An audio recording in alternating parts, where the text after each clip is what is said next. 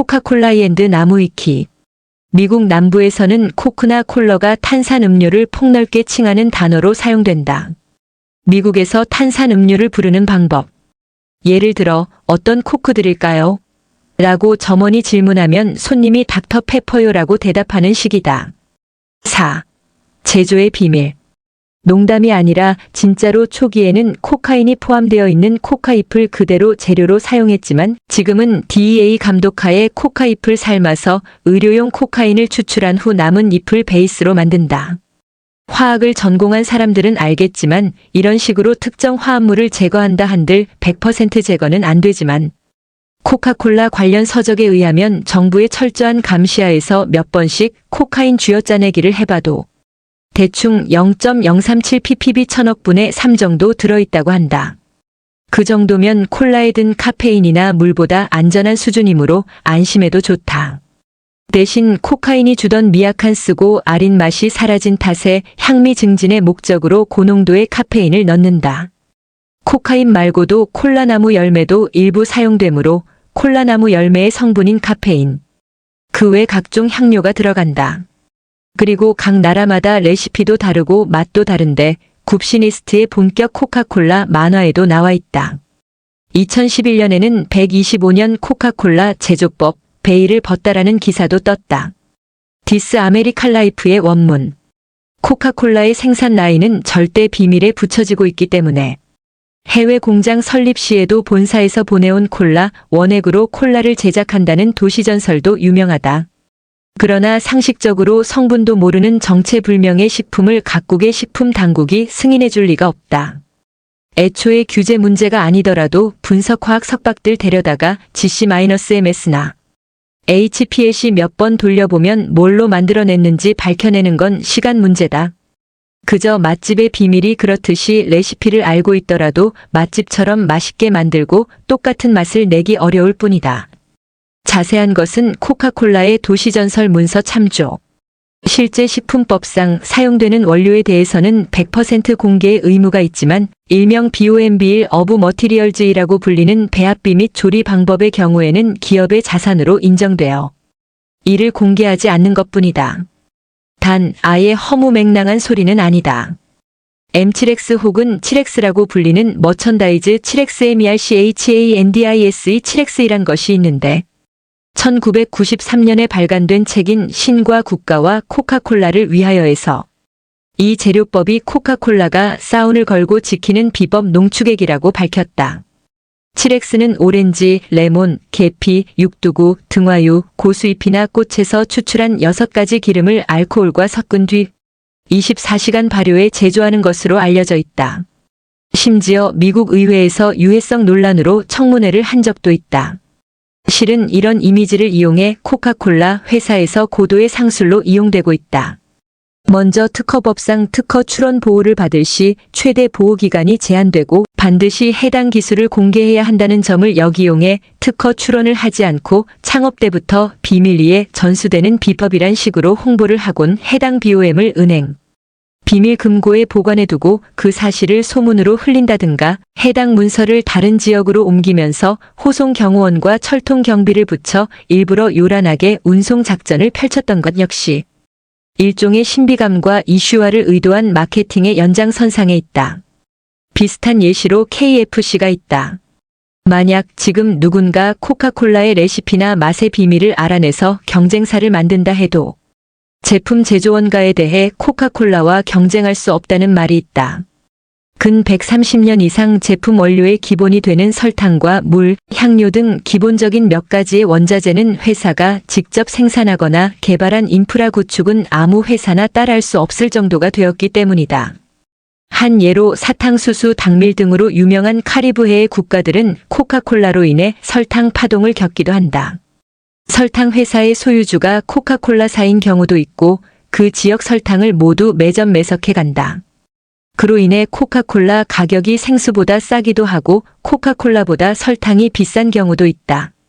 5. 현지화. 항목 맨 위에 있는 코카콜라 리본 로고를 각 나라의 문자로 지역화한 로고들의 모음. 여담으로 코카콜라 제품에 있는 흰색 줄무늬는 의외로 등록 상표이다. 다이내믹 리본이라고 부른다. 최초의 로고체는 명필로 유명했던 프랭크 M. 로빈슨 프랭크 M. 라번선이 만들었다. 대한민국의 경우 2000년대 중반 영문 필기체 로고와 더 비슷한 새로운 로고가 나왔으나 현재는 구한글 로고로 환원되었다. 구한글 로고의 디자인은 봉준호 감독의 아버지인 봉상균 디자이너가 만들었다. 이처럼 전 세계적으로 시장에 안 들어간 곳이 없는지라 몇몇 군데에서는 기존 음료수 업체와 피 튀기는 경쟁을 벌이기도 한다. 그러다가 잉카콜라처럼 아예 백기를 들고 지분을 인수해버리는 곳도 있다. 이에 더해 비단 로고뿐만 아니라 라벨 같은 패키지 디자인도 로컬라이징하기도 한다. 국내 제품에 다양한 일러스트가 삽입되었는데 2020년에는 한국의 서울, 제주 등의 건축물과 상징 등을 넣었다. 2022년 초에는 호랑이의 해를 맞이해서 호랑이 일러스트가 삽입되었다. 같은 해 중순에는 제로 한정으로 종이의 집 공동경제구역에 등장하는 흰색 하회탈 가면 일러스트가 삽입되었다. 2023년 초에는 토끼의 해를 맞이해서 토끼 일러스트가 삽입되었다. 2024년 초에는 용의 해를 맞이해서 용 일러스트가 삽입되지는 않았다. 5.1.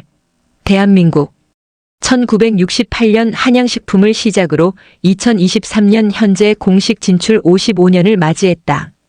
신문에는 1920년대에 벌써 들어와 있었다는 기사도 있다. 이후로는 1945년부터 1948년까지 미군이 주둔하며 통치를 잠깐 맡으면서 미군 PX를 통해 코카콜라가 유통되었다. 해방 직후 1946년 1947년에 찍힌 사진들이 2017년 발견되었는데 이 중에 1947년 2월에 찍힌 콜라를 마시는 노인의 사진이 있다. 병의 형태로 봤을 때 코카콜라로 추정된다. 이후 6.25 전쟁기와 전후기 때에는 미군 부대를 통해 코카콜라가 유통되었고 이 당시 코카콜라는 비싼 사치품으로 취급받아서 아무 때나 못 마시는 고급 음료 취급이었다. 1968년 한양식품 2829을 시작으로 우성식품 1971년 부산, 경남 및 제주 지역, 호남식품 32만 1972년, 호남지역, 범양식품 33 1973년, 대구, 경북 및 충청 지역에서 지역별로 라이센스 생산하였다. 이 사실이 대중적으로 널리 알려진 것은 1991년 두산전자 구미공장의 폐기물 무단 방류 사건 속칭 페놀 사건이 터지면서 전국적으로 코카콜라 불매 운동이 벌어졌기 때문이다. 당시 우성식품 등 타 지역 보틀링 업체들은 두산식품은 수도권 강원 지역에만 코카콜라를 공급합니다. 라며 해명 자료를 동네 구멍가게마다 붙여놓았을 정도. 또한 1974년에는 원액 생산을 담당하는 한국음료 주식회사 한국 코카콜라 유한회사 34가 설립되었다. 그러나 1990년대는 이미 고도 성장을 완전히 달성한 상태였기 때문에 사람들의 식습관도 서구화되어 있었고 코카콜라의 매출액도 이듬해에 곧 회복되었다. 그리고 이 페놀 소동으로 반사 이익을 얻은 건 경쟁자 펩시를 거느린 롯데칠성 음료가 만든 제품들이 아니라 엉뚱하게도 조선 맥주의 브랜드 크라운 맥주 하이트 맥주였다. 만년 콩라인이던 크라운은 이 당시 깨끗한 물 마케팅으로 치고 나와서 오비 맥주의 아성을 무너뜨렸다. 대한민국 내의 최초이자 최대 보틀러인 두산식품은 모기업 두산그룹의 모든 계열사를 동원한 전방위적 지원으로 당시 그룹이 프랜차이즈 하던 KFC, 버거킹의 음료를 공급 36했으며 두산유리는 코카콜라의 유리병을 생산, 광고 회사 오리콤은 코카콜라의 모든 광고를 독점하여 제작 공급하였다. 오비맥주 코카콜라 공장은 현대지식산업센터 자리 서울특별시 금천구 독산동에 있었다. 당시 그 지역 버스 정류장 이름이 코카콜라였다. 중앙차로 정류장은 금천 우체국, 가로변 정류장은 홈플러스 금천점이라서 중요 정류장 중 하나라. 시흥대로를 지나는 거의 모든 버스 노선 행선판에 표기됐다. 그 잔재는 2000년대 중후반까지도 남아있었다. 경기 여주공장 생산 라인은 한국 코카콜라로 넘어간 뒤에도 계속 자리를 지키고 있다. 1997년에는 오비맥주, 우성식품, 호남식품, 서라벌식품, 음료 사업 부문을 합병하여 현지 법인인 한국 코카콜라 보틀링주를 설립하여 직영 체제로 전환하였으나 2007년 10월 1일 LG생활건강에 인수되어 2008년 3월 1일 코카콜라 음료주로 상호를 바꿨다. 여담으로 LG생활건강이 코카콜라 한국 현지 법인을 인수했을 당시 코카콜라 로고가 LG 트윈스 유니폼 오른쪽 소매에 한동안 광고 패치로 들어가기도 했다. LG 트윈스가 철천지 왼수인 두산 베어스의 올드팬 오비 아재들 입장에서는 과거 두산그룹이 코카콜라를 판매했던 향수 때문인지 코카콜라가 라이벌 팀 그룹에 뺏긴 것 같은 묘한 감정을 느끼기도 했다. 500원 단위로 끊어지던 다이소 가격 특성이 결합되어 한때 500ml 페트 한 병에 1,000원이었던 시절도 있었으나 지금은 편의점 가격과 비슷한 2,000원대 초반이다. 단 펩시만 팔고 있는 다이소도 있다.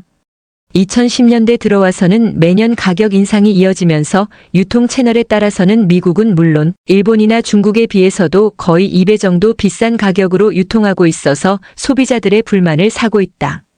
2020년대 들어서는 500ml 한 병의 편의점 판매가는 2,300원 정도에 판매되고 있다.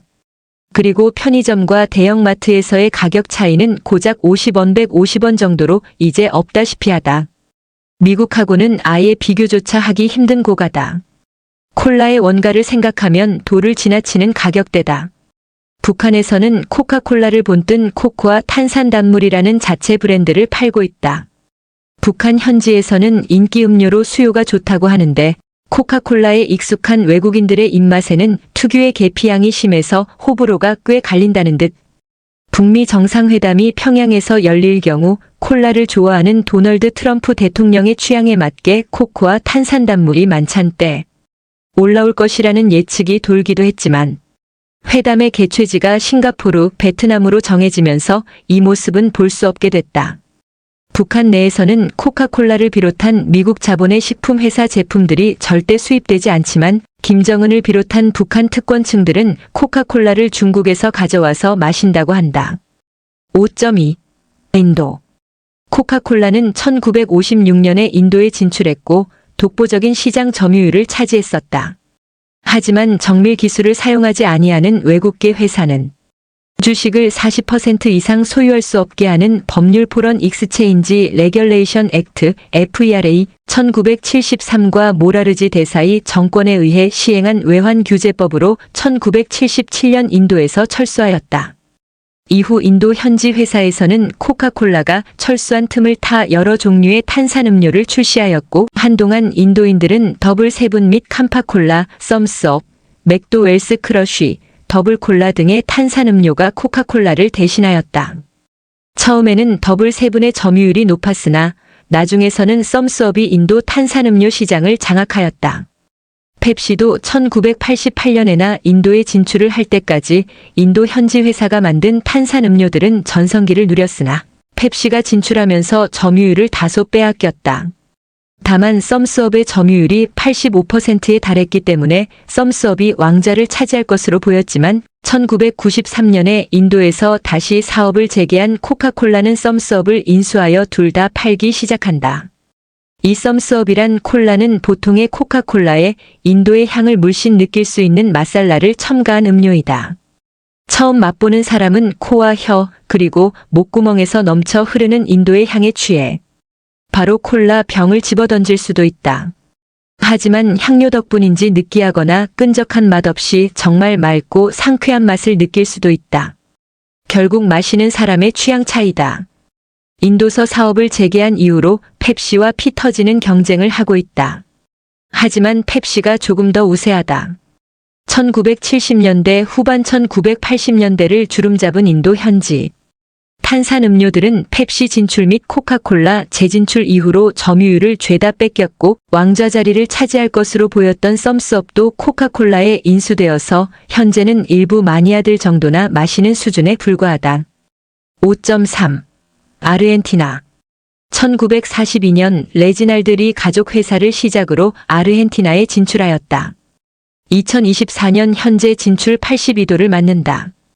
2000년대 이후 코카콜라, FEMSA 47 레지날드리, 아르카 콘티넨탈, 코카콜라, 안디나 4등 지역별 4개의 병입 파트너 사가 있으며 17만 2천 명 이상의 직원을 고용하였다. 아르헨티나 생산 제품은 미국에서 생산하는 제품에 비해 당도가 더 강하다는 평이 있다. 5.4. 페루. 1937년 1월 라프레사라 피유아리지 보틀링 회사를 통해 페루에서 처음으로 생산 판매되었으며 남미 최초의 보틀링 공장이다. 전 세계적인 영향력을 가진 코카콜라지만 페루 시장에서만큼은 고전을 면치 못했다. 노란색으로 유명한 페루의 잉카콜라가 현지인들에게 압도적인 지지를 받고 있기 때문이다. 결국 코카콜라는 직접적인 경쟁에서 승산이 없다고 판단하고 300만 달러의 잉카콜라 제조사인 린들리를 인수했다. 비록 탄산음료 코카콜라는 페루 시장을 점령하지 못했지만 코카콜라의 회사인 코카콜라 컴퍼니는 자회사로 린들리를 두면서 탄산음료 회사로서는 페루 시장을 점령하게 된 것이다. 5.5. 중동. 코카콜라 로고를 거울에 비치면 아랍 문자로 반무함마드, 반메카를 나타낸다는 루머와 49 코카콜라가 유대인이 운영하고 있으며 수익금이 이스라엘을 지원하는 데 쓰인다는 루머 때문에 이들은 펩시를 마신다는 말이 있다. 하지만 시리아 같은 경우엔 펩시도 유대인 자본이라고 하여 로얄 크라운 콜라 COLA51라는 우리에겐 낯선 업체 콜라를 즐겨 마시기도 한다. 걸프전 때 이라크인이 CNN 인터뷰에서 우리는 펩시 안 마셔도 먹고 살 수 있다. 라면서 혐오감을 표출한 적도 있다. 코카콜라와 디자인이 비슷한 짝퉁 메카콜라도 있다. 아랍 자본이 들어간 이 콜라는 사우디아라비아에서 투자하면서 아랍권에서 매우 싼 값으로 팔리기도 한다. 또는 튀르키예 기업인 윌케르에서 제조한 튀르키예 콜라인 튀르크 콜라터크 KOLA를 수입하는 경우도 있다. 이란에는 잠잠 콜라라는 콜라가 있다. 이란의 펩시의 자회사로 설립되었지만 이슬람 혁명으로 쫓겨난 이후로 자체적으로 탄산음료를 생산하기 시작했다고. 이란과 아랍에미리트를 비롯한 중동 지역에서 규모 있는 음료 회사 중 하나다. 사우디아라비아에서는 이슬람 형제 국가들을 의식하고 우회적인 방법으로 병 모양은 같으나 글자만 다른 카키 콜라 KAKI-COLA를 출시하기도 했다. 5.6. 프랑스. 프랑스에서 코카콜라의 생산 공장이 처음 세워진 연도는 1차 세계대전이 끝난 이듬해 1919년이었으며 이후 1930년대까지 제품 생산 작업을 실시한 바 있었다. 1940년 나치 독일의 프랑스 침공으로 비시 프랑스 군정청이 세워지는 등의 혼란을 겪으며 생산이 중지되었으나 연합군과 자유 프랑스의 협공으로 1944년 프랑스 본토가 완전히 수복된 이후 멈춰있던 공장들을 다시 정비하고 전후 제품 생산을 재개하였다. 다만 재출시되었을 당시의 기성세대 중에선 이런 이미지들처럼 거부감을 느낀 프랑스인들도 적지 않았으나 수십 년 동안 비슷한 미국 프랜차이즈 제품들이 많이 출시되어 소비된 것과 이들을 접해온 세대층이 기성세대가 되면서 이러한 풍조는 대부분 사라졌다. 프랑스에서는 파리콜라라는 로컬 음료수가 있다. 한국에서는 이마트에서 판매한다. 붉은 뚜껑의 병에 담겨 있다는 점은 코카콜라와 똑같지만 이 병 생김새가 음료수보다는 마치 식초나 술병에 가깝다. 대신 시침이 뚝 떼고 식탁 위에 올려놓으면 그만큼 있어 보인다. 2021년에 방영한 캠페인 광고가 있으며 1998년 FIFA 월드컵 시기에 방영한 월드컵 기념 TV 광고도 인지도가 많다. 5.7. 중국. 1921년 중화민국 국민정부 시절에 처음 진출하여 높은 시장 점유율을 기록하면서 인기가 좋았다. 하지만 1949년 10월 국공내전으로 중화인민공화국이 건국되고 공산당 정권이 들어서면서 철수하였다. 이후 한동안 중화권에서는 대만과 홍콩, 마카오에서만 코카콜라 구매가 가능했지만 1979년 중국이 미국과 국교를 맺으면서 본토에 재진출했다. 중국 법인명은 국자위 산하. 중앙기업인 중량그룹과 합작하여 세워진 중량가구가락 음료유 한 공사이다. 중국의 코카콜라는 한국의 코카콜라보다는 탄산이 강하며 가격이 무척 싸다. 중국에서 55만 555ml 페트병 물이 2위한 약 350원인데 600ml 페트병 코카콜라가 3.54위한 약 61만 3,700원, 2의 페트병 코카콜라가 78위한 약 1225원 1400원이다. 중국 사람들은 식사할 때 콜라나 음료수를 당연하다는 듯이 곁들이기 때문에 식당에서 쉽게 접할 수 있다. 다만 북서부의 시안시에서만큼은 힘을 못 쓰는데 현지 토종 탄산 음료인 빙펑 54이 시장을 꽉 잡고 있기 때문이다. 코카콜라가 한 상자 팔릴 때 빙펑은 10상자가 팔릴 정도라고 하며 시안 내 음료 시장 점유율 85%를 장악하고 있다. 코카콜라는 빙펑보다 가격도 싸고 양도 더 많이 담아 팔았지만 시장의 주도권을 가져오기엔 역부족이었다. 빙펑이 신속한 물류 체계와 광범위한 유통 채널을 갖춘 것도 이유긴 하지만 1953년부터 생산된 이래 60년이 넘는 세월 동안 서한 사람들의 입맛이 길들여졌기 때문이다. 사실 코카콜라만 그런 것이 아니라 당대 중국에서 전 인민적인 사랑을 받았던 스포츠 음료 젤리바오도 시안에서 힘을 못 썼다. 6. 마케팅. 코카콜라는 공격적인 마케팅으로 유명하다. 특히 TV 광고를 많이 하는 편인데 자체적으로 제작한 CM송과 캐치프레이즈를 내세운 TV 광고가 많은 편이다. 코카콜라를 대표하는 이미지로는 여러 가지가 있다. 컨투어 병, 폴라베어, 산타클로스 그리고 필기체의 로고 등이 있다. 그 중에서도 빨간 배경색 위에 하얀 필기체의 글씨로 쓴 코카콜라의 로고가 으뜸가는 대표 이미지일 수 있다. 이 로고는 1886년 펜버튼 박사가 처음 코카콜라를 만들 때 함께했던 프랭크 로빈슨이 만든 것이다. 로빈슨은 특수한 로고를 개발하려고 고민하다 정교한 스펜서체로 로고를 써본 것이 코카콜라 로고의 시초가 됐다. 그때의 로고가 지금의 로고는 아니다.